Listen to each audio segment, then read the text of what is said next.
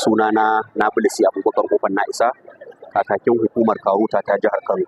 To alhamdulillah muna godiya ga Allah subhanahu wata'ala da ya kawo mu wannan muhimmiyar rana da aka ware ta 26 ga watan 8 na kowace shekara domin tunawa da wannan harshe namu abin alfaharin mu harshen Hausa. Kowa ya san wannan harshe ne da a da zaka iya cewa sai dai ka ce iya Kano. To amma yanzu ya fantsama ya tafi wasu daga cikin sassan Afirka har ya ma tafi duniya baki daya. Kamar yadda binciken masana ya nuna, wannan harshe namu na Hausa shine harshe na 11 wanda ake alfahari da shi a duniya baki daya. To hakan ta sa muka ga ya dace mu ma a matsayin mu na cikakkun Hausawa kuma masu wannan nazari na wannan harshe, duk inda muka ji ana irin wannan taro da zai ƙara wa harshen ci gaba, mu ma mu zo mu zauna domin mu ji abubuwa daga masana wanda za mu ƙara tabbatar da mu ma mun ƙara ilimi a gurin al'umma. Sai ka zo irin wannan rana za ka ga shiga irin ta malam Bahaushe.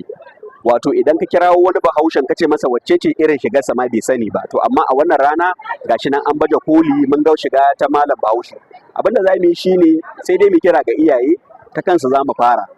Su taimaka gurin yada shiga ta malam Bahaushe tun daga cikin gida, su cire duk wani abu da zai zama kwaikwayon wani mutum wanda ba Bahaushe ba, domin abin da ake cewa hankaka mai da dan wani naka baya haifar da ɗa mai ido ga sha'anin harkar tafiyar malam Bahaushe. Kana tare da malam Taron daga FCT Bichi sashen koyar da Hausa. Malam Tijjani ga ka a wajen taron ranar Hausa ta duniya wanda zauren Hausa suka shirya a wannan jami'a ta Yusuf Maitama Sule. Me za ka ce game da wannan taro? Wannan taro mun halarci shi kuma abubuwa sun kayatar, mun ga abubuwa na al'ada kuma an tunasar da mutane kan abubuwan da suka bar a baya na al'ada, abin da ya shafi wasanni da abin ban sha'awa kuma abin da ya shafi abinci. Na ga an haɗa wani gagarumin abin da ake cewa gasa tsakanin wasu sun yi tuwo, wasu sun yi kunu, wasu sun yi dan wake, wanda yake yanzu abu ne mai wahala ka samu yaro budurwa cikakkiya a cikin ƙwaryar birni ka ce ta dama maka kunun ba sa ba sai ya tsinke. Amma su ga sun fito da kai sassa da dama kuma sun yi shi cikin hukuncin Allah ya bada ma'ana, ya yi daɗi. Ɗaya daga cikin shugabannin malamai na ga haɗin da nawa a wannan abun ya burge da ƙwarai da gaske kuma ya yi min daɗi a zuciya. Sannan kuma daga ɓangaren abin da ya shafi sana'o'i, na ga wanzamai su ma sun ɗan yi bajinta su, sun yi abubuwan su na gado, sun ɗan yi surkullansu da suka saba yi na yau da kullum. Shi ma abin ya bani sha'awa. Gaskiya wannan rana na ji daɗin ta.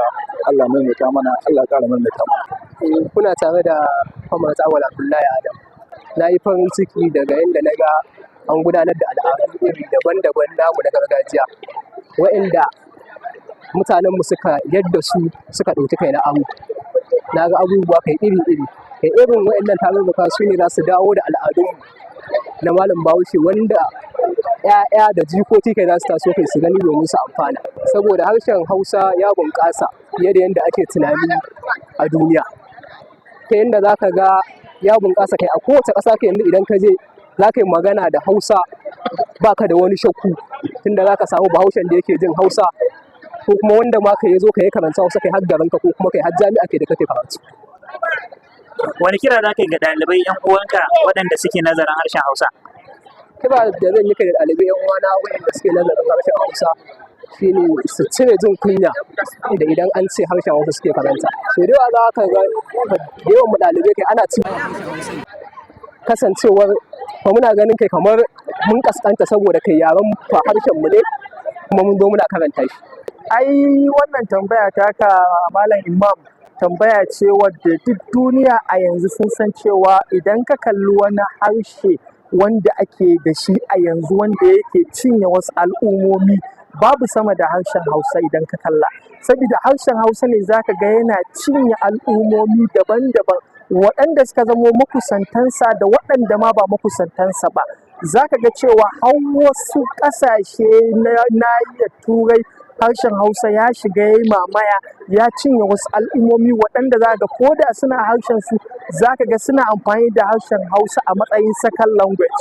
Wannan ya taimaka wa al'ummar Hausawa na shiga duniya sakamakon bunƙasa harshen su ta yadda suka tafi wajen neman ilimi da kuma yadda Allah subhanahu wata'ala ya sanya harshen yana da tsari da kuma dokoki da kuma saurin fahimta dangane da koyansa da kuma koyarwarsa. Gaskiya harshen Hausa yana fuskantar ƙalubale da dama, musamman za mu iya fuskantar al'amura kamar irin abin da ya shafi mutanen da suke cin abinci da wannan harshe a yanzu amma ba sa ƙoƙari su koyi wannan harshen sakamakon yadda yake a ilmance.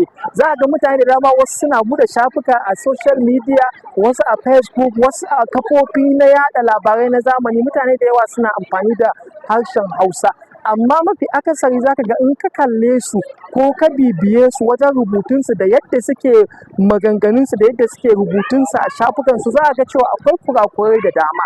Kuma wannan harshe yana da ƙa'ida ta yadda za a furta shi, ta yadda za a karance shi a ƙa'idarsa da dokokinsa, amma za ka ga ba sa ƙoƙari su san cewa yaya wannan harshen yake a rubuce, saboda idan baka san harshen a rubuce ba kana yin rubutu, duk wanda ya san wannan harshen a ilmance za ka ga cewa zai san cewa wannan bai san harshen ba, kawai ya koye shi ne a hanya ko kuma ya koye shi ne na yau da gobe, wanda ba haka ba ne.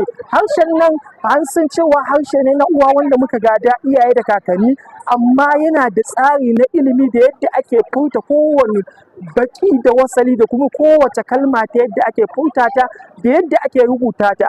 To wannan muke so al'umma ya kasance sun samu ilimi na wayewa ta yadda za su iya karatu da rubutu na wannan harshe, kuma wannan shi zai taimaka a samu ci gaba na al'ummomi da dama. Idan ka kalla dukkan al'ummar da muke da su a yanzu, za a ga cewa suna ci gaba ne a bisa harshensu.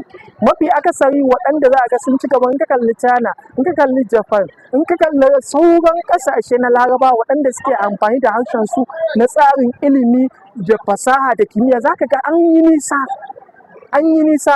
To amma ne wannan tsari muke so Allah ya sa da ranmu mu ganshi sanda za a zo a sa wannan harshe a matsayin ilimi wanda za a karance shi, sannan ya kasance harshe ne wanda ƙasa za ta yi amfani da shi gaba ɗaya.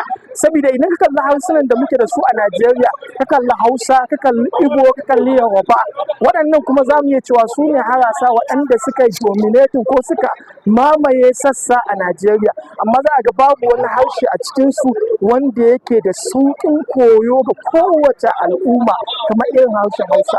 So muna fata Allah ya kawo da ranmu mu ga sanda za a ce yau ƙasar nan ta ɗau harami an tsayar da harshen Hausa a matsayin harshe na ƙasa.